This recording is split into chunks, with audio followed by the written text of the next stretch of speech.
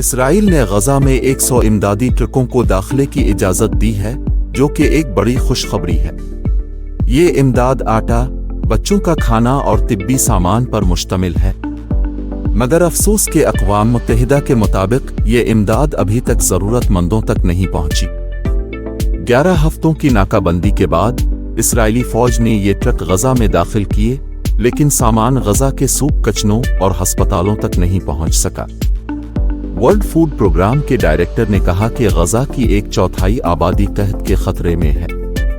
اس کے ساتھ ہی اسرائیلی وزیر اعظم نیتن یاہو نے عارضی جنگ بندی کی بات کی ہے، مگر مکمل کنٹرول کے لیے فوجی کارروائیاں جاری رکھیں گے۔ یہ صورتحال نہ صرف انسانی بحران کو بڑھا رہی ہے، بلکہ بین الاقوامی دباؤ بھی بڑھتا جا رہا ہے۔ غزہ میں 58 یرغمالی بھی موجود ہیں، جو کہ ایک اور چیلنج ہے۔